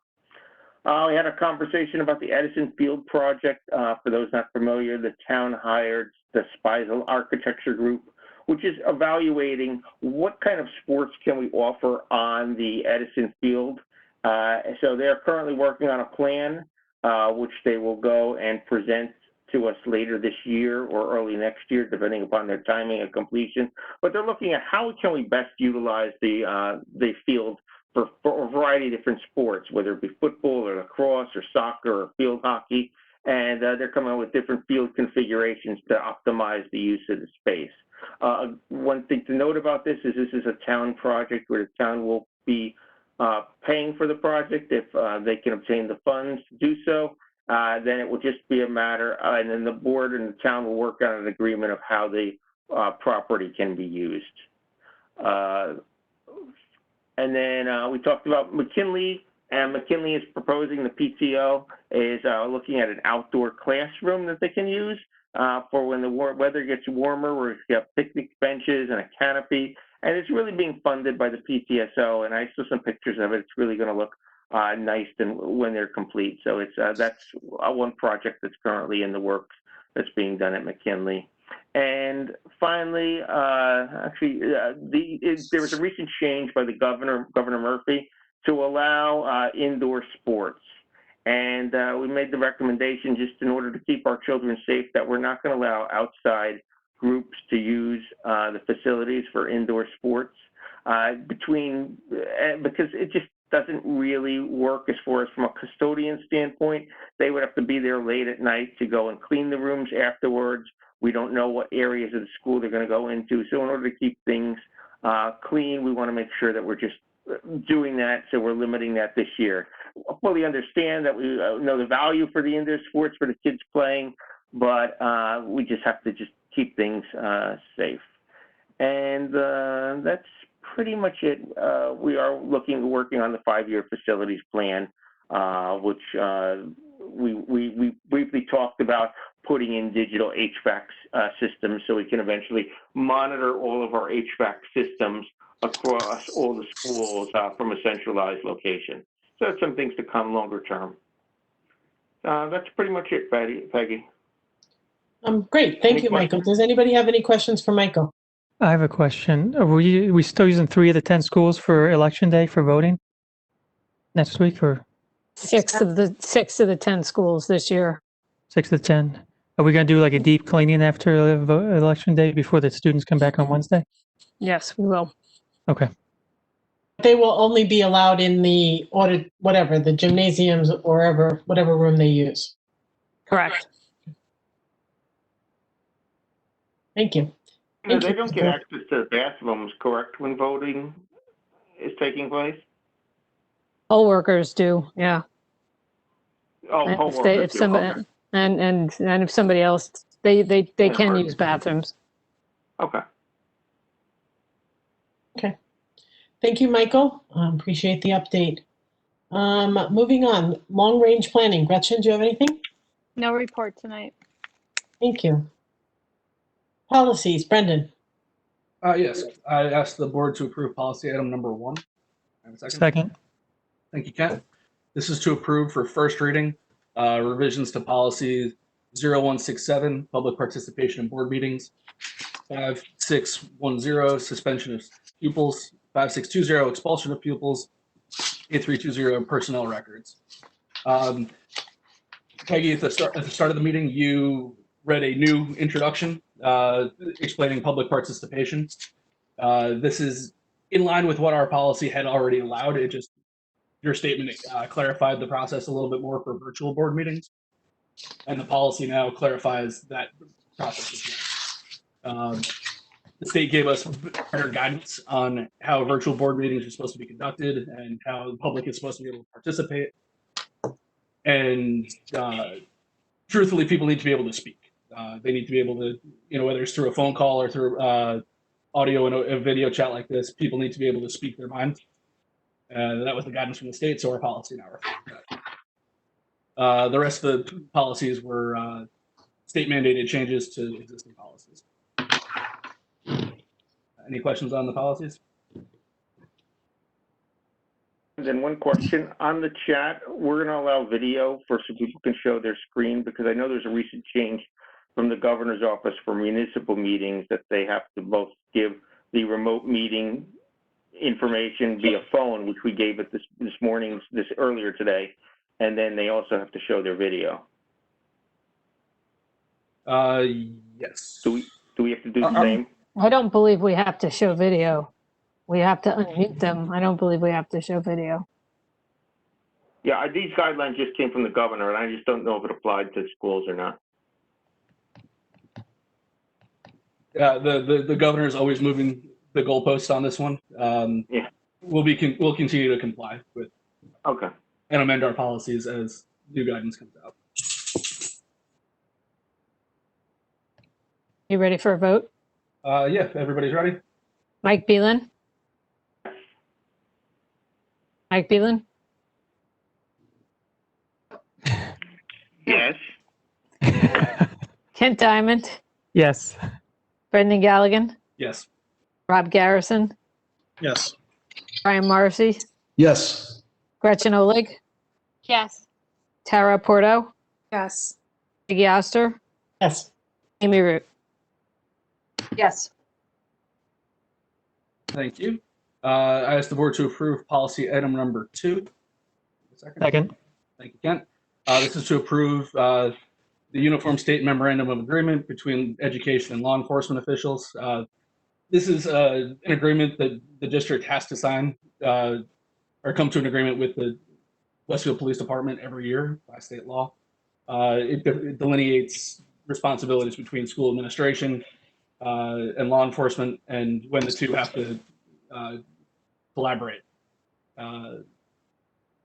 It's something we've had for many, many years, and I know Dr. Dillon always appreciates the conversation with the police chief just to refine little small details on the existing agreement. Dr. Dillon, anything else you want to add? No, you did that well. It is a document that districts all over the state participate in with their law enforcement. And you're right, it's another great opportunity to meet with law enforcement and to go over all the details, make sure we're all on the same page. Any questions from the board? All right, Dana? Mike Beelan, Yes. Kent Diamond, Yes. Brendan Galligan, Yes. Rob Garrison, Yes. Brian Morrissey, Yes. Gretchen Olig, Yes. Tara Porto, Yes. Peggy Oster, Yes. Amy Root. Yes. All right, and lastly, I ask the board to affirm the superintendent's decision on HIB incidents 20E11, 20E12, and 20E13 for the reasons set forth therein. Have a second? Second. Thank you, Brian. And Dana, can I have a roll call? Mike Beelan, Yes. Kent Diamond, Yes. Brendan Galligan, Yes. Rob Garrison, Brian Morrissey, Yes. Gretchen Olig, Yes. Tara Porto, Yes. Peggy Oster, Yes. Amy Root. Yes. Thank you. We are looking for a date for our November policies meeting and be coordinating on that shortly. Okay. And that's it. Thank you very much, Brendan. Appreciate the updates. Moving on to curriculum. Amy. Yes, I would like the board to consider curriculum items 1 through 4. Could I have a second? Second. Thanks, Kent. We had a curriculum meeting last Thursday, the 22nd, and Andrea Brennan, the social studies supervisor, was with us to walk us through for first reading, the review of, up for a 5-year review, the curricula for the social studies for grades 5, 6, 7, 8, and 2 of the 3 that are offered for grades 9, as well as the 1 semester long high school elective called Mock Trial, which was new about 5 years ago, so is now up for review in its 5-year cycle as well. I circulated some notes yesterday evening. Hopefully you had a chance to take a look at them. It was really interesting. Andrea was able to tell us that everything had been reviewed and was sort of ready to go to be put forward before SIP last spring, but got put on hold due to the pandemic. And it actually was not a bad delay because the state issued some new guidance over the summer, and she was able to incorporate those in the materials that she shared with us. So the curricula for all of those, I think 215 pages worth are attached for you to do some late night reading. But the questions that form the basis for the whole classes and then for the different units within are actually pretty interesting. So that is curriculum item number 1. Curriculum item number 2 is approval of 2 student teachers, 1 student teacher and 1 intern candidate for the year. Item number 3 is an annual approval that we do of the school nursing plan that reviews what happens at the different schools within the district and who covers for whom in emergencies and that sort of a thing. And then we had a later addition of item number 4, which is a virtual field trip, which sounds pretty cool. I would like to hear more about that after it happens. But nice that one of the high school classes is going to be taking a virtual field trip and able to participate and ask questions of some people at the Sea Turtle Hospital in Florida, which obviously we wouldn't be able to do otherwise. So maybe there's a silver lining on that as well. Does anyone have any questions about items 1 through 4? Yeah, Amy. Yeah. Since this is the first time we're reviewing the mock trial course, since it was introduced about 5 years ago, as you said, how's it going? What's the student interest level? And are they looking at making any changes, expanding it, creating a complement? Now that we're 5 years? There's some minor changes. It sounds like the course is going well. It appeals to an interesting array of students. I asked if it tended to draw in kids who thought they might like the law as a career. That is one group that is interested in it. It also draws debaters in who have that interest. And in fact, the students work on a project throughout the semester and on a case. They are making a change. They used to only have them do civil cases, but due to the revision, they're now going to allow them to write briefs on criminal trials as well. And the course is built towards writing a brief near the end of the semester and actually trying the case. And the teacher is able to bring in an attorney or a judge to serve as the judge for the students to perform as attorneys. And the jurors are students from the advanced debate elective in the intermediate classes. And what has been interesting in the past is that parents had been invited to come in and attend, parents of the students of the class. And I think they use the courtroom at the town hall, typically. We'll have to see how it goes for the end of this semester, but I'm sure they'll be able to figure something out remotely. But that's been kind of fascinating. So yeah, it has a good level of interest, some tweaks in the course as it is, but it sounds like it's pretty well received. Amy, excellent. Excited to hear this course is not only a course, but has succeeded as well as it has. When I was a senior in high school at Westfield, my constitutional law class spent the semester and simulated a Supreme Court case. And actually, a judge from the federal court in New York came out and presided over our arguments. Mm-hmm. That's great. Excited to see it's continuing and evolving. Yes, yes. My question was, with the municipal courthouse, would it be possible if they can social distance? Do you know how many people typically are involved and if there would be enough space for the 6 feet and the masks? They might be able to. We didn't get into it specifically this go round, but yeah, I'm sure if they can. It seems like it would be amazing if they can figure out a way to make it work. Yeah, they did say it's nice. It's fascinating to be able to see the space and see judges' chambers and that sort of a thing. And seems like a big part of it. Yeah. Do that remotely wouldn't be the same. Right. I'm sure if they can find a way, they will, which we encourage them to do. So yes. Yeah. Any other questions? No? Okay. Dana, I think we're ready for a vote then. Mike Phelan, Yes. Kent Diamond, Yes. Brendan Galligan, Yes. Rob Garrison, Yes. Brian Morrissey, Yes. Gretchen Oleg, Yes. Tara Porto, Yes. Peggy Oster, yes. Amy Root.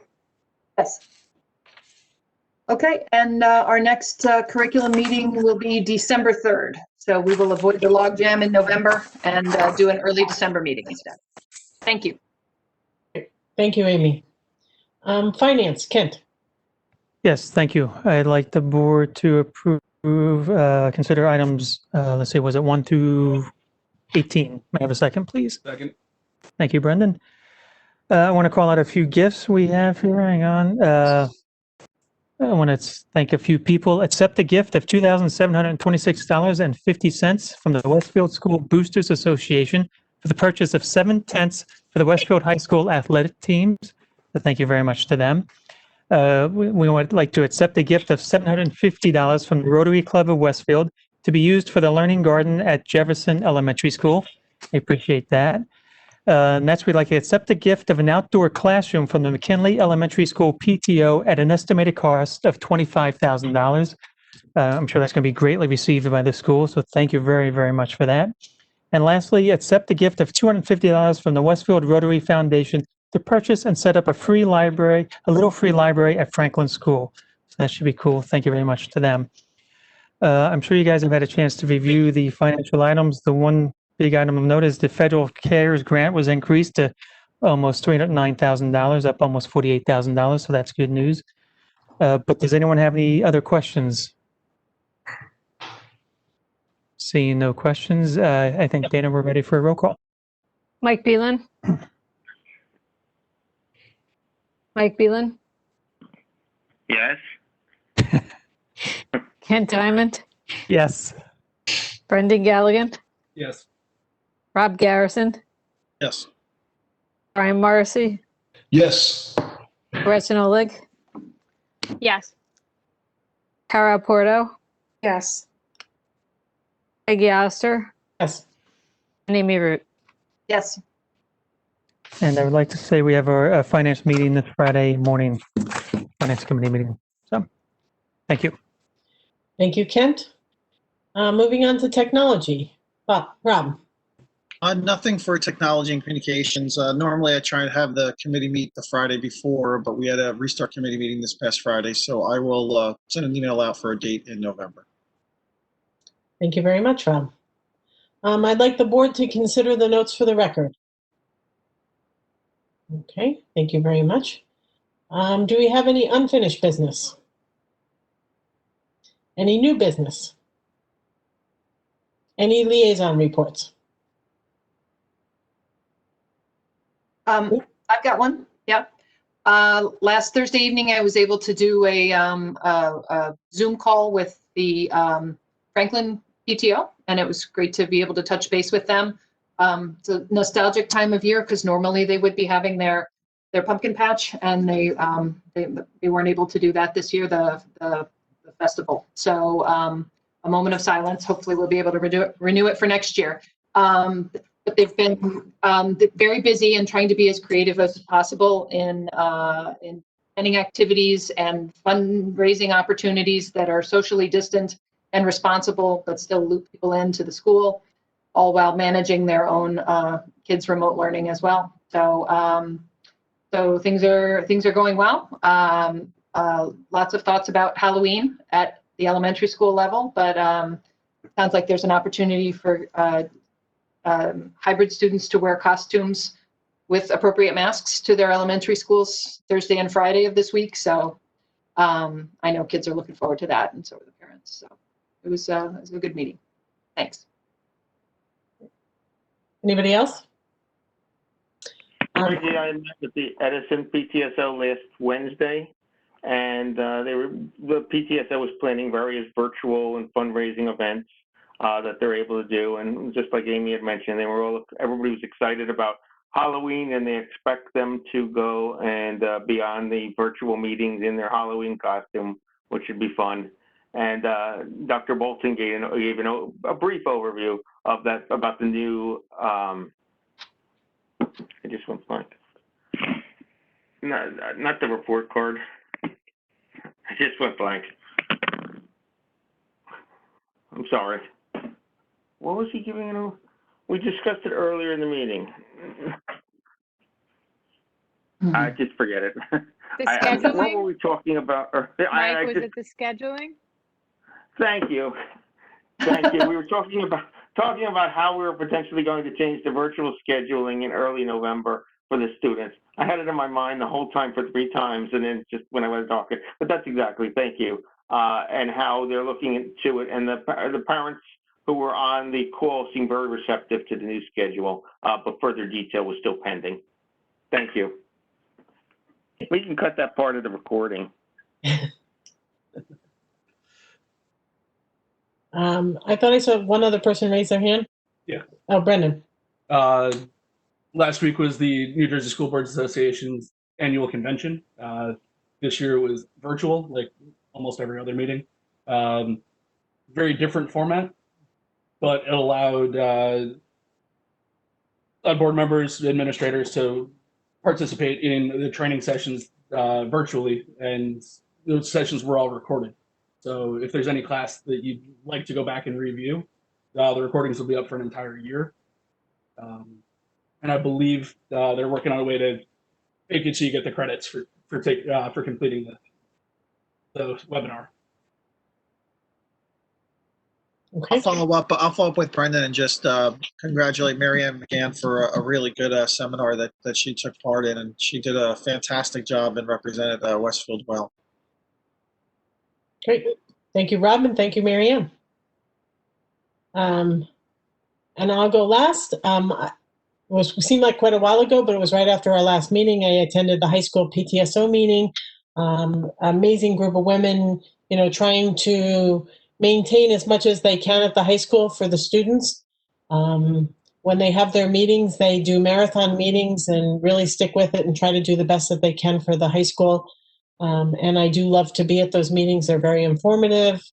And that was a great meeting. It was back on October 8th. This past week, I attended the Jefferson board meeting on Tuesday and the Jefferson general membership meeting on Thursday evening.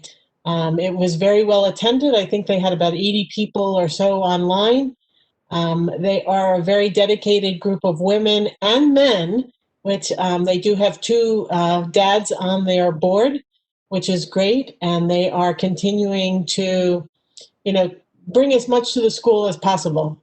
And also looking at new programs, things like, a pizza day, and how can they still do something pizza day, one, to support the community, and two, also to support their students and so forth. They're a very creative group of people.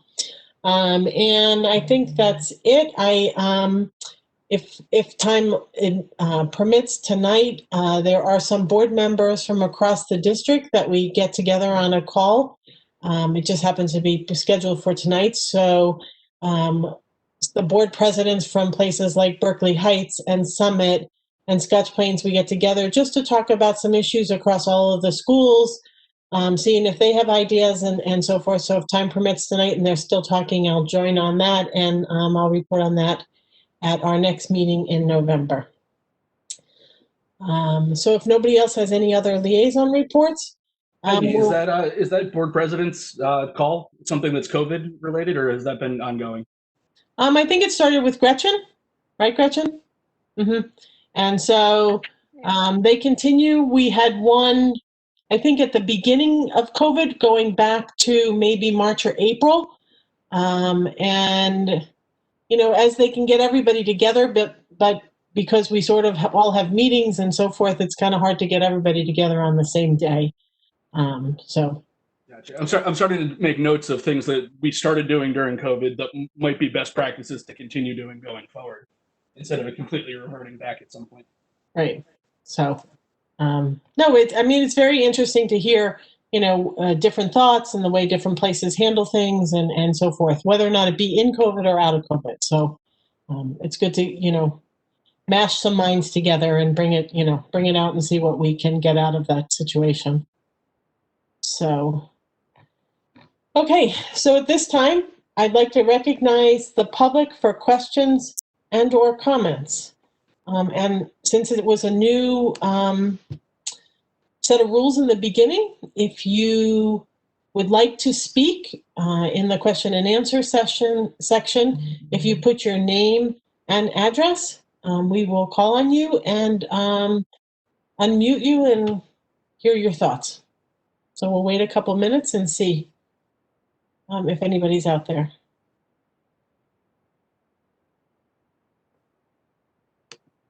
Well, they're out there. We'll just see if they have questions or comments. This is true. I'm trying to change my screen to see if I can see it all. There it is. Peggy, we have a question from Mary Wickens popped up in the Q&A. Right, I see it now. So we have Mary Wickens, 111 Tudor Oval. Brian, can you unmute her? And we also, Mary, I just want to remind you that we have a 3-minute limit for participation at this time. Yes, thank you. Can everyone hear me? Mm-hmm. Great.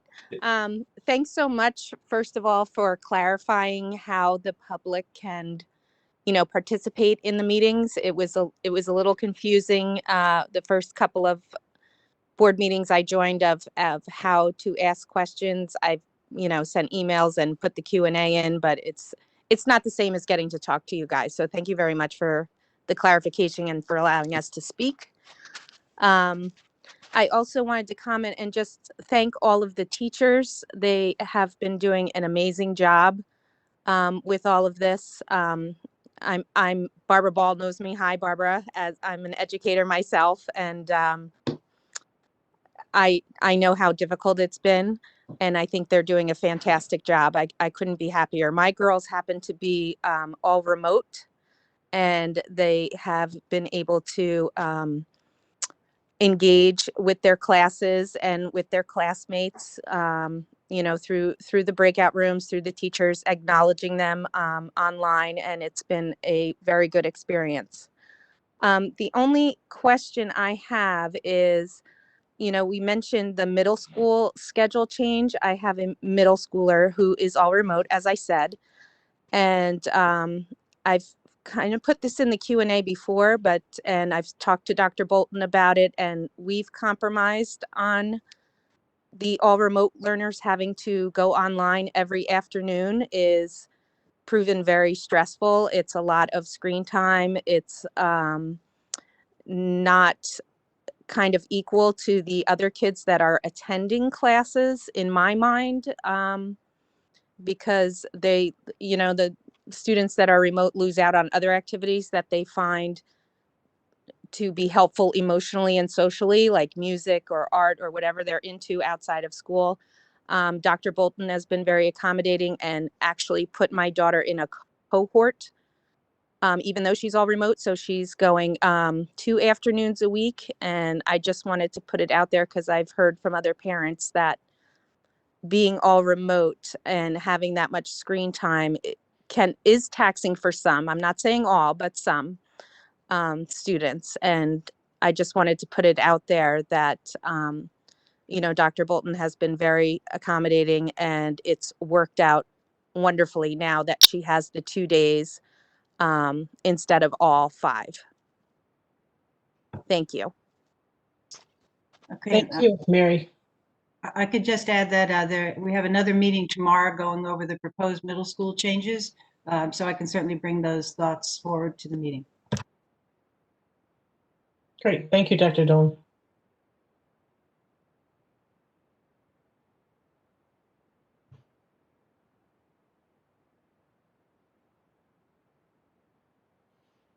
We'll give people a couple minutes just in case they come up with a question.